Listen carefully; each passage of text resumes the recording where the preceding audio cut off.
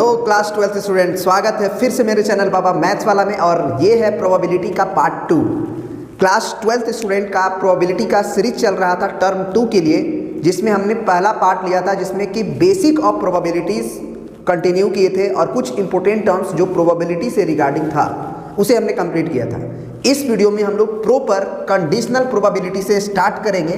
और conditional probability में एक होता है ए बाई बी ऐसे करके और एक होता है बी बाई ए ऐसे करके। तो इसका मतलब क्या होता है, क्योंकि आपको ऐसे मिलेगा probability of A given B. इस वर्ड्स का मतलब क्या होता है अगर आप समझ जाए तो कंडीशनल प्रोबेबिलिटी आपके लिए इजी हो जाएगा, ठीक है ना।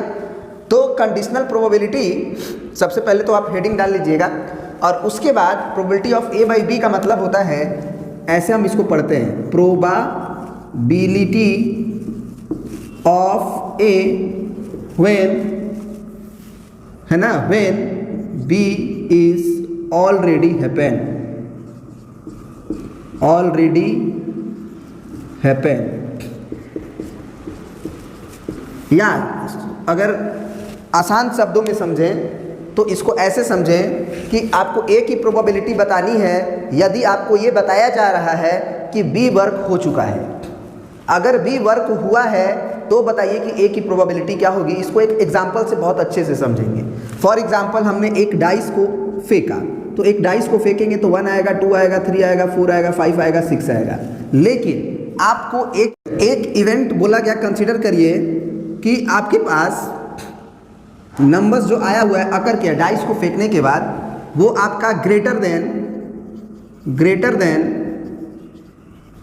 3 है ना। इवेंट्स का डिफाइन किया गया कि numbers obtain on dice is greater than 3। और बी एक इवेंट बनाया गया जिसमें बोला गया इवन नंबर्स अकर, इवन नंबर्स अकर।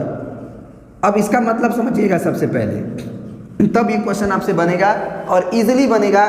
कंडीशनल प्रोबेबिलिटी का कोई भी क्वेश्चन होगा, आपसे ये बोला जा रहा है कि प्रोबेबिलिटी ऑफ ए गिवन कि बी इज ऑलरेडी अकर्ड, यानी कि आप ए का प्रोबेबिलिटी बताओ। अगर एक डाइस को फेंका गया है तो 3 से अधिक नंबर आए, इस बात की प्रोबेबिलिटी बताओ।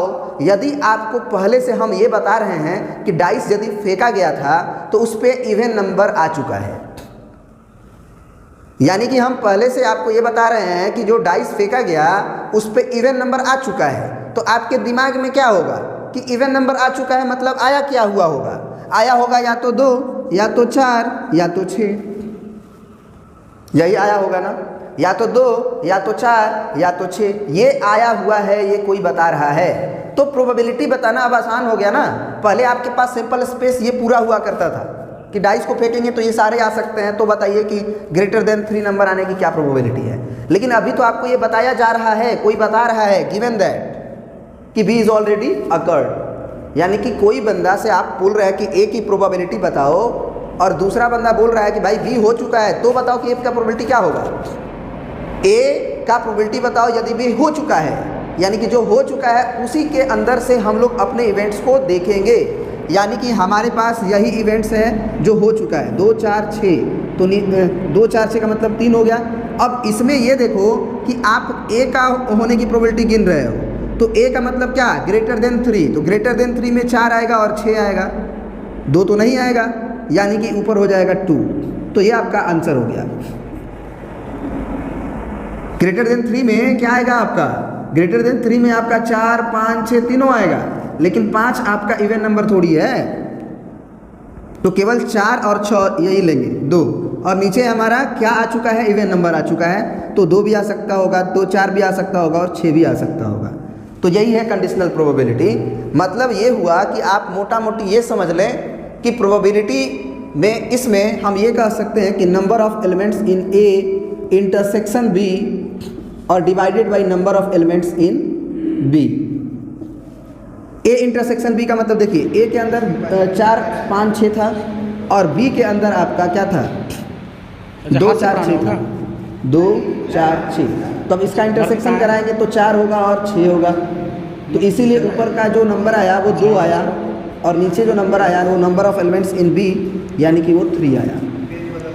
अब अगर वेन डायग्राम से समझने की कोशिश करें इसी को, कंडीशनल प्रोबेबिलिटी को, तो ज़रा और भी बेहतर होगा। वेन डायग्राम में क्या होगा, जैसे मान लीजिए कि ये एक ए इवेंट है और ये एक बी इवेंट है ना, और आपको पूछा जा रहा है कि ए की प्रोबेबिलिटी बताइए यदि बी हो चुका है। तो बी हो चुका है मतलब सिंपल स्पेस, ये पूरा जो यूनिवर्सल सेट देख रहे हैं वो नहीं हुआ। बी हो चुका है तो बताइए कि ए के होने की प्रोबेबिलिटी क्या है। तो बी के होने के बाद ए का जो होने की चांसेस है वो इतना ही तो है। इसीलिए हम लोग बोलते हैं इस रीजन को number of elements in A intersection B, जबकि बी हो चुका है यानी कि बी का रीजन हमारा number of sample space cover करता है। और मैथमेटिकली अगर बात किया जाए तो ये तो हमारा फार्मूला हो गया किसका, कंडीशनल प्रोबेबिलिटी का। लेकिन अगर हम इसमें ऊपर भी नंबर ऑफ सैंपल स्पेस से डिवाइड कर दें, ये बी है सॉरी, और इसे भी हम लोग एन एस से डिवाइड कर दें, एन एस का मतलब कि जो सैंपल स्पेस शुरू में था अगर उससे डिवाइड कर दें तो ये प्रोबेबिलिटी में बदल जाएगा। और प्रोबेबिलिटी के फॉर्म में probability of A intersection B और डिवाइडेड बाई नीचे N B by N S होगा तो प्रोबेबिलिटी ऑफ बी हो जाएगा। यानी कि इसी probability of A by B को हम लोग इस फॉर्म में भी लिख सकते हैं। यहाँ पे लिखना होगा where probability of B not equal to zero, यानी कि बी की प्रोबेबिलिटी ज़ीरो नहीं होनी चाहिए, तभी तो हम डिवाइड कर सकते हैं। तो ये देखो ये फार्मूला होता है, ये जो होता है हमारा फार्मूला होता है probability of A by B का। और इसके बाद हम लोग मैथमेटिक्स के प्रॉपर्टीज से एन एस से डिवाइड करके इसी probability of A by B को प्रोबेबिलिटी में कन्वर्ट कर दिए, है ना। तो कभी भी एक बात दिमाग खोल के सुन लेना, ये बात हमेशा याद रखना कि अगर आपसे 2-4 और क्वेश्चन कराएंगे तो और क्लियर होगा कि अगर ये बोला जाए कि ए की प्रोबेबिलिटी बताइए यदि ये दिया गया है कि बी हो चुका है, तो इसका मतलब बी हो चुका है तो आपकी सैंपल स्पेस रिड्यूस हो जाएगी पहले के सैंपल स्पेस के कंपेयर में, क्योंकि बी हो चुका है तो केवल जो हुआ है उसी में से देखना है कि हमारा ए हो रहा है कि नहीं हो रहा है। बात समझ में आ रही है। इसका उल्टा अगर यहीं पे पूछा जाए आपसे प्रोबेबिलिटी ऑफ बी बाई ए, ये क्या होगा, तो इस समय हम ये बोलेंगे कि बी के होने की प्रोबेबिलिटी बताइए यदि ए हो चुका है। बी के होने की प्रोबेबिलिटी बताइए यदि ए हो चुका है, यानी कि अब ए जो है वो सैंपल स्पेस का काम करेगा, यानी कि यहाँ पे जो नंबर ऑफ एलिमेंट इन ए होगा वो हमारा सैंपल स्पेस का काम करेगा यहाँ पे। और ऊपर में हम लोग लिखेंगे number of element in B intersection A. B intersection A क्यों बोल रहे हैं, क्योंकि ए हो चुका है तो बताइए कि बी के होने की क्या प्रोबेबिलिटी है। तो ए में ही ना ढूंढेंगे कि बी का कितना पोर्शन हुआ है। तो जब ए में हम बी का कितना पोर्शन ढूंढेंगे इसका मतलब इंटरसेक्शन। वेन डायग्राम से आप क्लियरली देख सकते हैं ये हमारा ए है और ये हमारा बी है। तो अगर ए हो चुका है तो यही ना पूरा रीजन हो चुका है, और यदि ए हो चुका है तो बताइए कि बी के होने की क्या प्रोबेबिलिटी है। तो बी तो ये होगा तो ये नहीं होगा ना, क्योंकि यही हुआ है ना। तो जब ये हुआ है, ये हो चुका है, तो बी के होने की प्रोबेबिलिटी केवल इतनी है, ए के होने की प्रोबेबिलिटी केवल इतनी है। इसीलिए इंटरसेक्शन लिया जाता है number of elements in B intersection A और divided by number of elements in A. अब इसमें भी अगर हम एन एस से डिवाइड कर दें दोनों को, इसमें भी एन एस से डिवाइड कर दें, इसमें भी एन एस से डिवाइड कर दें, तो ये probability of B intersection A और डिवाइडेड बाई प्रोबेबिलिटी ऑफ क्या बन जाएगा, ए। मैथमेटिकली जहाँ पे हमको लिखना होगा कि probability of A not equal to 0। ये बात आपको समझना पड़ेगा, ठीक है ना। चलिए अब ये बातें समझ गए तो अब आगे बढ़ते हैं, अगला पॉइंट पे हम आते हैं। एक क्वेश्चन देते हैं हम आपको बनाने के लिए, उससे पहले सोचिएगा फिर हम आपको आंसर बताएंगे। चलिए तो एनसीईआरटी का आपका एक एग्जाम्पल नंबर 2 है, उसमें कह रहा है कि अ फैमिली हैज़ 2 चिल्ड्रेन, है ना। एक फैमिली के पास 2 बच्चे हैं। What is the probability that both the children are boys given that, पहला question, at least one of them is boy. अब जरा बताइए कि कह रहा है कि प्रोबेबिलिटी किस बात की, कि both are boy given that, कि at least one of them is boy. कह रहा है कि both of them is boy होने की क्या प्रोबेबिलिटी, यदि at least one of them is boy, यदि उनमें से एक पहले से पता है कि लड़का है, तो ज़रा बताओ कि अगर ये नहीं दिया गया होता, ये कोई नहीं बता रहा होता कि कम से कम एक उसमें से लड़का है, तब सिंपल स्पेस क्या बनता? तब सिंपल स्पेस बनता कि दोनों गर्ल गर्ल हो, या दोनों बॉय बॉय हो, या पहला बॉय हो दूसरा गर्ल हो, या पहला गर्ल हो और दूसरा बॉय हो, क्योंकि वो कपड़े पहने हैं आपको पता नहीं चलेगा देख के। तो पहला भी बॉय हो सकता है, दूसरा भी गर्ल हो सकता है, या पहला ही गर्ल हो सकता है, दूसरा बॉय हो सकता है। तो ये सारी कहानियां बन सकती थी, लेकिन आपको ये बताया जा रहा है कि कम से कम एक जो है उसमें से लड़का है, तो आपका जो सिंपल स्पेस बनेगा वो ये नहीं बनेगा, क्योंकि कम से कम एक लड़का है तो दोनों लड़की तो होगा नहीं, यानी कि या तो दोनों बॉय हो क्योंकि कम से कम एक लड़का है इसमें भी, या बॉय गर्ल हो या गर्ल बॉय हो। कम से कम एक बॉय हो का मतलब दो बॉय चलेगा। तो ये आपका सिंपल स्पेस हुआ, और ये हो चुका है, मतलब ये पता है कि दोनों में से एक तो पक्का लड़का है। तो बताओ कि दोनों लड़का होगा, इस बात की क्या प्रोबेबिलिटी है? तो उस समय दोनों लड़का होगा, यही है हमारा कॉमन एलिमेंट। तो इसीलिए इस बात की प्रोबेबिलिटी कि बोथ आर बॉयज जो कहानी है वो बन जाएगा 1/3, ठीक है ना। और इसी में एक और कहानी है कि ये बताइए कि both children are boy given that older is a boy.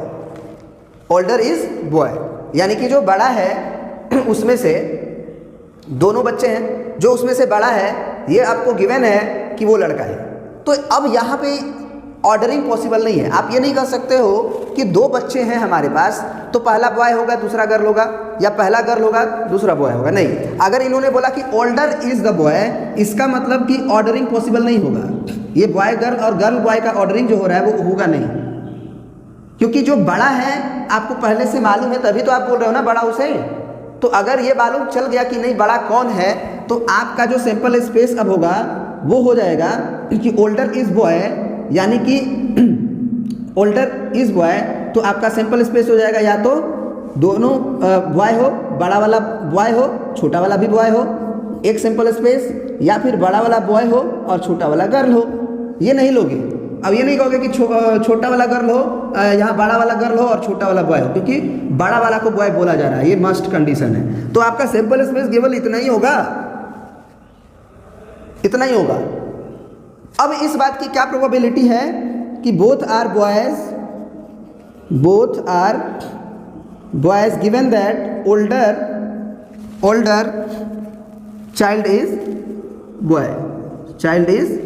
Boy.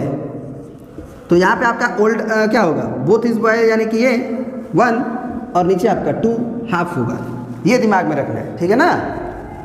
3 नहीं होगा सिंपल स्पेस, क्योंकि बड़ा है तो ये बात पता चल जा रहा है कि कौन बड़ा है।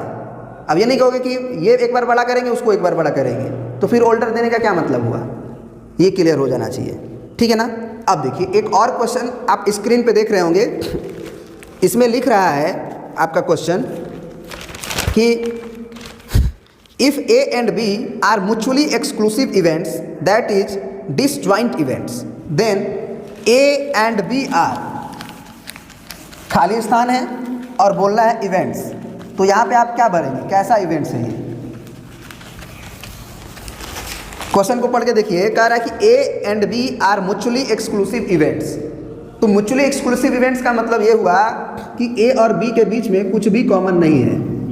A और B के बीच में कुछ भी कॉमन नहीं है, तभी तो म्यूचुअली एक्सक्लूसिव हुआ। तो इस केस में अगर हम तुमसे पूछे कि probability of A by B क्या होगा, या probability of B by A क्या होगा, ये क्वेश्चन मार्क है।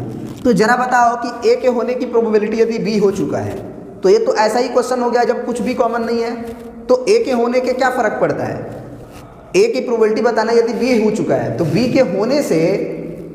के होने से जरा कॉमन सेंस से सोच के देखो, B अगर हो या ना हो, क्या कुछ भी कॉमन पार्ट दिख रहा है? नहीं दिख रहा है, तो इम्पॉसिबल इवेंट हो गया।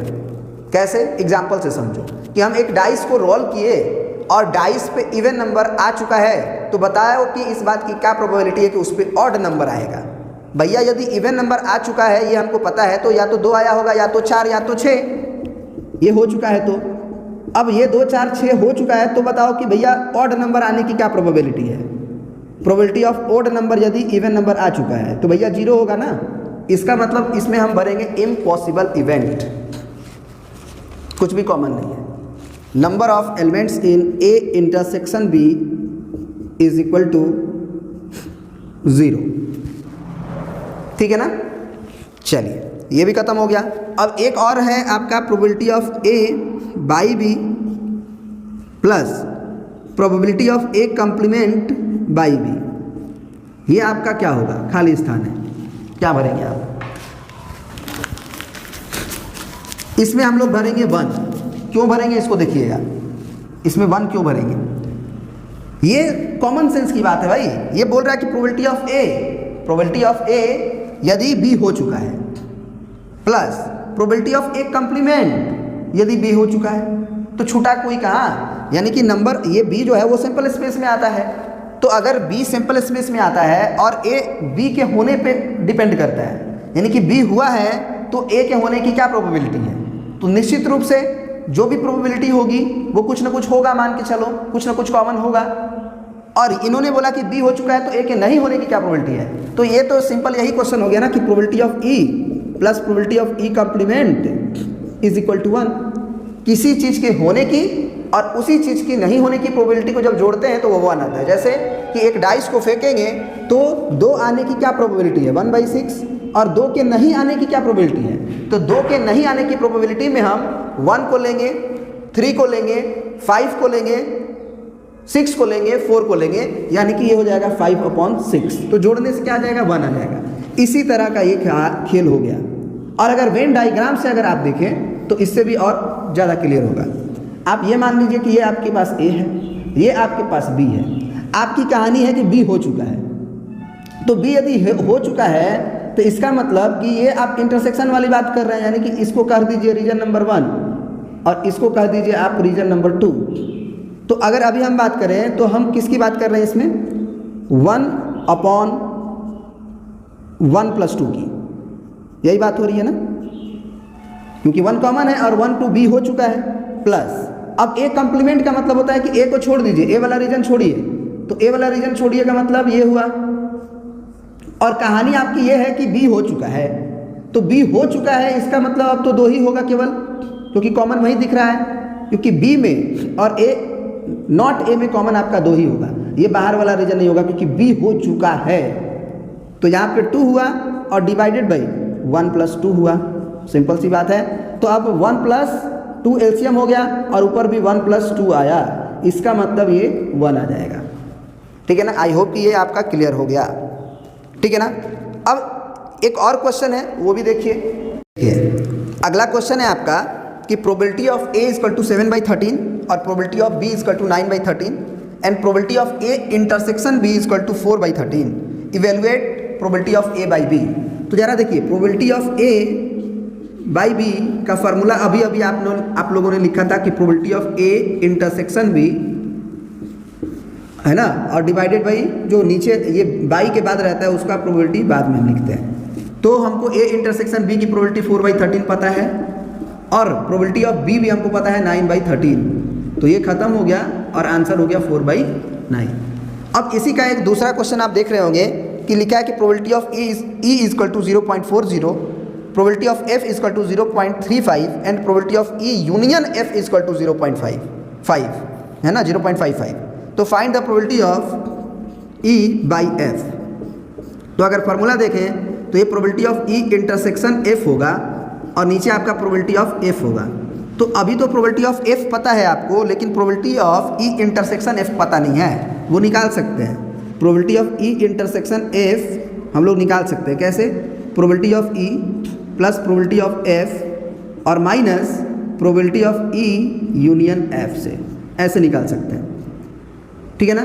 तो प्रोबेबिलिटी ऑफ ई क्या दिया हुआ है हमको? 0.40, प्रोबेबिलिटी ऑफ एफ दिया हुआ है 0.35 और माइनस इसकी प्रोबेबिलिटी दिया हुआ है यूनियन की 0.55। तो ये हो गया 505 और 4 3 7 है ना, और माइनस 0.55। तो 5 में से 5 गया 0 और 7 में से 5 गया 2, यानी 0.20। तो इसकी बात की प्रोबेबिलिटी हो जाएगी 0.20 और divided by probability of F जो है वो है आपका 0.35। तो पॉइंट तो इक्वल डिस्टेंस पे है, तो आप डायरेक्ट काटो 5 से 5 के 20, 5 7 जाए ना, यानी कि 4/7 हो गई। और सेकेंड आपसे पूछ रहा था probability of F by E. 1 में से मत घटा देना इसको, क्योंकि इसके डिनोमिनेटर में ई है, एफ नहीं है, याद रखना। ये फार्मूला होता है probability of E by F plus probability of E complement by F equal to 1। ये उल्टा पूछ रहा है, तो इसके लिए क्या करेंगे हम लोग? इसके लिए हम लोग लिखेंगे कि probability of F intersection E और डिवाइडेड बाई प्रोबेबिलिटी ऑफ ई। तो एफ इंटरसेक्शन ई जो है वो ई इंटरसेक्शन एफ के ही बराबर होता है, यानी कि आप ये कह सकते हैं कि ये 0.20 और डिवाइडेड बाई 0.40 होगा। तो ये भी इक्वल डिस्टेंस पे है, तो हम काट सकते हैं 0 से 0, 2 से 2 कम 2, 2 दूना 4, 20 दूना 40 भी हो जाता है, 1/2। इस तरह से आपका आंसर हो गया, ठीक है ना। तो ये भी आपका कंप्लीट हो गया, अगला हो ही चुका है। अब आता है अगला पॉइंट आपका इंडिपेंडेंट इवेंट्स। तो इंडिपेंडेंट इवेंट्स को भी ज़रा समझते हैं कि क्या होते हैं इंडिपेंडेंट इवेंट्स, ठीक है ना।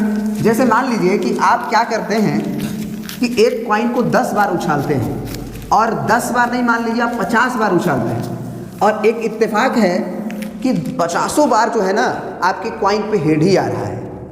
आपने कॉइन उछाला, हेड आया, आपने कॉइन उछाला, दोबारा हेड आया, फिर तीबारा हेड आया, चौथा बार हेड आया, 5वां बार हेड आया। आप 50 बार तक उछाले और उस कॉइन पे हेड आया। अब बताइए कि 51वां बार 51th टॉस आप किए कॉइन का, अब बताइए कि हेड आने की क्या प्रोबेबिलिटी है। तो कुछ लोग को लगेगा तो ये तो हेड ही आ रहा है, इसका मतलब श्योर इवेंट है, यानी कि 1 होगी प्रोबेबिलिटी, जो कि गलत है।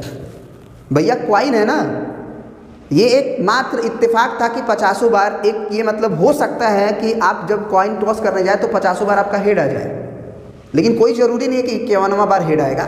ये कॉमन सेंस की बात है, क्योंकि हेड और टेल दोनों पहलू है, वो आ सकता है। और ऐसा जादू नहीं होता है प्रोबेबिलिटी में कि नहीं ये आ रहा है तो ये आएगा। प्रोबेबिलिटी जादू भी होता होगा, लेकिन प्रोबेबिलिटी उससे अलग है। हेड आ भी जाए 51वां बार, ये क्वेश्चन अलग है। आना आ जाए ये अलग चीज़ होती है, और प्रोबेबिलिटी अलग चीज़ होती है। प्रोबेबिलिटी होती है कि आने की चांस क्या है, गणना जो हम लोग करते हैं उसके आने की चांस क्या है, प्रोबेबिलिटी क्या है। आ गया क्या, उससे कोई मतलब नहीं, आ गया हेड, कोई दिक्कत नहीं है। बात समझ में आ रही है? वो आ गया, आप कोई गेम खेल रहे हो हेड टेल का और आप जीत गए, हार गए, इससे कोई मतलब नहीं होती है प्रोबेबिलिटी की। आप जीते या हारे, उससे कोई मतलब नहीं होती है प्रोबेबिलिटी की। प्रोबेबिलिटी तो होती है कि भैया आपके जीतने की चांस कितनी है। तो आप टोटल आउटकम्स नीचे करोगे और ऊपर फेवरेबल आउटकम्स करोगे, तो हेड और टेल दोनों है, तो नीचे 2 होगा, ऊपर 1 होगा, यानी कि 51वां बार भी आपका हेड ही आएगा। तो इसे ही बोलते हैं हम लोग इंडिपेंडेंट इवेंट्स। आप पहले क्या करके आ रहे हैं उससे कोई मतलब नहीं है। तो ये आपको क्लियर होना चाहिए इंडिपेंडेंट इवेंट्स की कहानी, ठीक है। एक और बात बता रहे हैं, जैसे मान लीजिए कि आप जो है वो 52 पत्तों का ताश में से एक कार्ड को हाइड कर लिए, चुरा लिए, एक कार्ड को आप चुरा लिए, और अब हम आपसे पूछ रहे हैं कि भैया आप बताओ कि जो ताश बचे हैं उसमें से हमने एक कार्ड निकाला, तो इस बात की क्या प्रोबेबिलिटी है कि वो कार्ड किंग का होगा। तो आपके पास अब आंसर 2 ठो होगा। कैसे 2 ठो होगा? देखिए, आप ये सोचेंगे कि अगर हम जो चुराए हैं ताश, अगर वो किंग का होगा तो आपकी प्रोबेबिलिटी किंग के होने की घट जाएगी, 3/51 होगी, क्योंकि हमने कार्ड अगर जो चुराया अगर वो किंग का होता तो उसकी प्रोबेबिलिटी, किंग तो 4 गो होता है 52 पत्तों के ताश में, एक चुरा लिए हैं तो 3 गो किंग बचा है, तो 3 टोटल ताश अभी 51 है, क्योंकि एक कार्ड हम चुरा चुके हैं। ये भी हो सकता था, आप ये भी बोल सकते थे कि अगर आपने जो कार्ड चुराया वो किंग का नहीं होगा तो प्रोबेबिलिटी थोड़ी बढ़ जाएगी, क्योंकि अब किंग तो 4 गो होगा और नीचे हमारा अभी भी 51 ही होगा। तो ये इवेंट जो है वो डिपेंडेंट है कि आपके पास जो ताश है वो किस चीज़ का है, उससे प्रोबेबिलिटी में फ़र्क पड़ रही है। बात समझ में आ रही है? इससे प्रोबेबिलिटी पर फ़र्क पड़ रहा है कि आपने जो ताश चुराया वो किस चीज़ का है। तो ये डिपेंडेंट इवेंट होता है। तो आई होप कि ये आप बहुत अच्छे से समझ गए हैं कि डिपेंडेंट इवेंट और इंडिपेंडेंट इवेंट किसे कहते हैं, ठीक है ना। तो चलिए इसी बात पे हम लोग लिख लेते हैं इंडिपेंडेंट इवेंट। आप हेडिंग डाल दीजिएगा, और उस केस में अगर हम probability of A by B पूछे तो क्या होगा। हम ये पूछे इंडिपेंडेंट इवेंट के केस में, हाँ, तो इंडिपेंडेंट इवेंट की बात हो रही थी। तो इंडिपेंडेंट इवेंट में अगर हम बोले कि if A and B are independent event, if A and B are independent events, तो क्लियरली आप ये समझ लेना कि बी हो या ना हो उससे ए के होने में कोई प्रभाव नहीं पड़ेगा। यानी कि हम ये पूछ रहे हैं कि एक कॉइन को हमने 50 बार उछाला है, 50 बार, बी घटना बोल रहे हैं हम, और 50 बार हेड आ चुका है, तो बताओ कि 51वां बार ए इवेंट बोलेंगे हम कि 51वां बार हेड आएगा, इस बात की क्या प्रोबेबिलिटी है कि पहली 50 बार में हेड आ चुका है। तो इसका मतलब उसकी प्रोबेबिलिटी अभी भी ए ही होगी। हम ए को क्या बोल दिए हैं, 51th टॉस में क्या आ जाए, हेड आ जाए। और बी घटना को क्या बोल रहे हैं कि 50 टाइम्स कंटिन्यू हेड आ चुका है, हेड इज अकर। 50 टाइम्स का 50 टाइम्स हेड आ चुका है, तो इस बात की क्या प्रोबेबिलिटी है कि 51th बार भी हेड आएगा। वो सिंपल सी बात है, प्रोबेबिलिटी ऑफ ए के ही बराबर होगी। इस पहले क्या हुआ उससे क्या मतलब है, 50वां बार 51वां बार आप हेड उठा रहे हो तो हेड और टेल में हेड ही टेल है ना, तो इसलिए उसका प्रोबेबिलिटी 1/2 ही होगी, यानी कि प्रोबेबिलिटी ऑफ ए ही होगी। तो अगर इंडिपेंडेंट इवेंट है, ए और बी अगर एक दूसरे से इंडिपेंडेंट है, तो बी के होने या ना होने से ए की प्रोबेबिलिटी में कोई फर्क नहीं पड़ेगा। हाँ, ये डिपेंडेंट हो जाए तो फर्क पड़ेगा। जैसे कि हमने बोला था कि अगर हमने मतलब एक कार्ड को हमने हाइड कर लिया, अब बताओ कि किंग होने की क्या प्रोबेबिलिटी है, तो इस बात की फर्क पड़ रही है कि आपके हाथ में जो चुराया हुआ ताश है वो किंग है कि नहीं है। अगर किंग है तो प्रोबेबिलिटी गड़बड़ हो रही है, और किंग नहीं है तो भी प्रोबेबिलिटी गड़बड़ हो रही है ना, समझ में आ रही है बात, ये क्लियर होनी चाहिए, ठीक है ना। अब देखो ये तो हो गया हमारा। अब इसी से मैथमेटिकल रिजल्ट निकालते हैं कि क्या होता है। अब देखो ये probability of A by B को कहते हैं probability of A intersection B, और divided by probability of B, और यहाँ है प्रोबेबिलिटी ऑफ ए।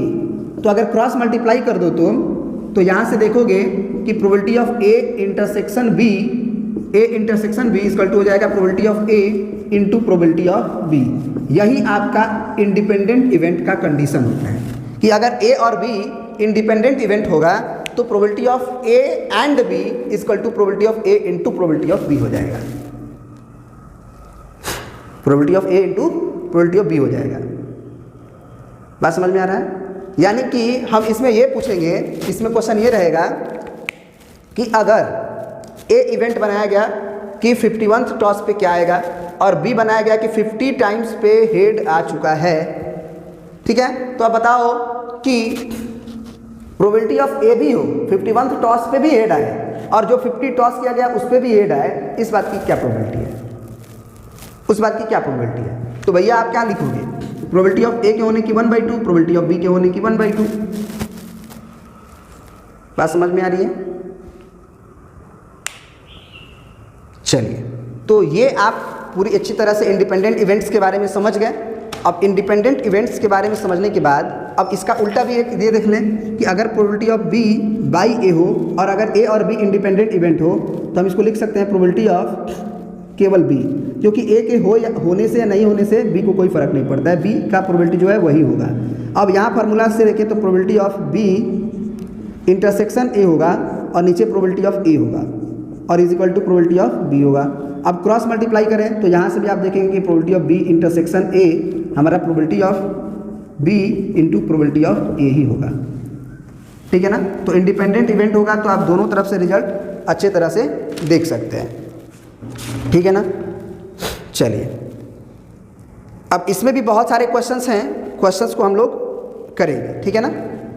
देखिए अगला एक क्वेश्चन है जिससे आप और भी ज़्यादा क्लियर कर पाएंगे इंडिपेंडेंट इवेंट को, और लार्ज माने बड़ा क्वेश्चन हो तो भी कर सकते हैं। जैसे लिखा है इसमें कि if A and B are independent events, है ना, सो आर एक है ना, so A complement and B अगर हो तो वो भी इंडिपेंडेंट इवेंट होगा, या फिर ए एंड बी कंप्लीमेंट होगा वो भी इंडिपेंडेंट इवेंट होगा, या फिर ए कंप्लीमेंट एंड बी कंप्लीमेंट होगा वो भी इंडिपेंडेंट इवेंट होगा। यदि ए और बी इंडिपेंडेंट इवेंट हुआ तो अगर एंड का मतलब है तो आप ये तो जानते हैं कि probability of A complement, and का मतलब इंटरसेक्शन और बी होता है, तो इसका मतलब प्रोबेबिलिटी ऑफ इंटरसेक्शन की बात आती है तो direct probability of A complement into probability of B हो जाती है। तो प्रोबेबिलिटी ऑफ ए कम्प्लीमेंट का मतलब 1 माइनस प्रोबेबिलिटी ऑफ ए और इंटू प्रोबेबिलिटी ऑफ बी। उसी तरह से अगर इसकी बात किया जाए तो probability of A and B complement है ये, तो इसका मतलब probability of A into probability of B complement होगा, और इस तरह से ये probability of A into 1 minus probability of B आ जाएगा। ठीक है ना। उसी तरह से अगर इसकी बात किया जाए तो probability of A complement and B complement के लिए हम लोग 1 minus probability of A complement लिख सकते हैं और into 1 minus probability of B complement लिख सकते हैं। ये कहानी थी। और एक और है कि अगर हम बोलें कि बहुत सारे इवेंट्स हैं और सब इवेंट्स एक दूसरे से इंडिपेंडेंट हैं, यानी कि आप ये कह सकते हैं कि आपके पास मान लीजिए E1 है, E2 है इवेंट, E3 इवेंट है, E4 इवेंट है and so on, En event है, और सारा इवेंट एक दूसरे से इंडिपेंडेंट है। जैसे हम बोले ऐसा है कि एक कॉइन को उछाला गया तो हेड आने की क्या प्रोबेबिलिटी है, उसी समय डाइस को फेंका गया था उस पर 2 आने की क्या प्रोबेबिलिटी है, उसी समय प्राइम मिनिस्टर जो है वो पानी पी ले इस बात की क्या प्रोबेबिलिटी है, उसी समय ऐश्वर्या राय डांस करने लगे इस बात की प्रोबेबिलिटी क्या है। अब जरा बताइए कि इधर हम टॉस करें हेड आए, तुरंत डाइस पे 2 आ जाए, उधर प्राइम मिनिस्टर पानी पीने लगे और वहाँ पे कैटरीना कैफ या ऐश्वर्या राय डांस करने लगे, ये चारों काम एक साथ हो जाए इस बात की क्या प्रोबेबिलिटी है। इंडिपेंडेंट इवेंट्स हैं कि नहीं है। क्वाइन पे हेड या टेल आना क्या डाइस पे डिपेंड करता है? क्या ऐसा लगता है कि इस पे हेड आएगा तो क्वाइन डाइस पे 4 आ जाएगा, या 2 नहीं आएगा, या 2 आ जाएगा? कोई गारंटी नहीं है ना। तो ये सारे अगर इवेंट्स इंडिपेंडेंट हो और हम बोले कि इस बात की क्या प्रोबेबिलिटी है कि सारा काम एक साथ हो, इधर हेड आ जाए, उधर डाइस पे 2 आ जाए, उधर प्राइम मिनिस्टर तुरंत पानी पी ले और उसी समय वो डांस कर ले। कोई ज़रूरी नहीं कि ऐसा हो, नहीं भी हो सकता है, लेकिन प्रोबेबिलिटी की बात हो रही है। हम बार बार बोल रहे हैं प्रोबेबिलिटी का मतलब चांस, ये पॉसिबिलिटीज़ है कि नहीं है, हो सकता है कि ऐसा हो, तो ये हो सकता है ऐसा हो, इस बात की प्रोबेबिलिटी का मतलब हुआ कि probability of E intersection E2 intersection E3 intersection E4 and so on intersection En, मतलब सारा काम एक साथ हो। एंड का मतलब ये भी हो, वो भी हो, एंड वो भी हो, एंड वो भी हो, एंड वो भी हो, इस बात की क्या प्रोबेबिलिटी है? तो हम लोग डायरेक्ट मल्टीप्लाई कर देते हैं, probability of E1 into probability of E2 into probability of E3 and so on into probability of En, है ना। तो ये बात समझ में आ गई। बहुत कम चांसेस है ऐसा, इसीलिए प्रोबेबिलिटी तो 1 से छोटी नंबर होती है, 0 और 1 के बीच में। और आपको मालूम होगा कि 1/2 में अगर हम 1/3 से मल्टीप्लाई करें तो ये और छोटा हो जाता है, और इसमें अगर फिर 1/5 से मल्टीप्लाई कर दें तो ये और छोटा हो जाता है। तो निश्चित रूप से प्रोबेबिलिटी कम है, ऐसा होना एक इत्तेफाक माना जाता है, ठीक है ना। लेकिन प्रोबेबिलिटी तो है, चांस तो है। अब देखिए नॉन ऑफ देम हैपनिंग, अगर हम पूछें इस बात की क्या प्रोबेबिलिटी है कि ये जो चारों काम है उसमें से कोई हो ही नहीं, मतलब ना इस पे हेड आए, ना उस पे डाइस पे 2 आए, और ना उधर प्रधानमंत्री हमारे पानी पिए और या उधर न डांस करें, वो एक कोई भी नहीं हो, है ना। None of them is happening. तो उसके लिए क्या करना होगा? None of them, probability of none of them happening. तो इसके लिए आप क्या करना होगा कि ये सारा होने की प्रोबेबिलिटी है, ये भी, ये भी, ये भी, ये भी। तो इसमें हम लोग क्या कर देंगे कि probability of E1 complement, probability of E2 complement, probability of E3 complement into probability of En complement, क्योंकि नहीं होने का भी इवेंट जो है वो इंडिपेंडेंट है, होता है। तो इसीलिए 1 minus probability of E1, 1 minus probability of E2, 1 minus probability of E3 dot dot dot into में 1 माइनस प्रोबेबिलिटी ऑफ En, ये हो जाएगा। फिर आगे जो कहानी है वो हो जाएगा at least one of them is happening, at least one of them is happening, कम से कम एक घटना हो जाए उस चारों में से, या जितने भी इवेंट्स हुए थे इंडिपेंडेंट उस सब में से कम 1 घटना हो जाए, कम से कम एक, ऐसा नहीं कि एक भी ना हो। तो आप क्या कह सकते हैं? 1 माइनस नन ऑफ देम, क्योंकि या क्या होगा, या तो 1 होगा, या 2 होगा एक साथ, या 3 होगा एक साथ, या 4 होगा एक साथ, या कोई का कोई ना हो एक साथ, यही हो सकता है ना। तो अगर 1 में से अगर नन ऑफ देम हैपनिंग को घटा दें, यानी कि तीसरा क्वेश्चन का आंसर जो है वो हो जाएगा 1 माइनस क्वेश्चन नंबर 2 का आंसर, ठीक है ना। चलिए ये बात आप समझ गए। और क्वेश्चन है जो हम लोग अगले वीडियोस में करेंगे, इसमें इतना ही रहने देते हैं। Thanks for watching. वीडियो अच्छा लगे तो लाइक करें, अपने दोस्तों के पास शेयर करें। ठीक है, थैंक यू।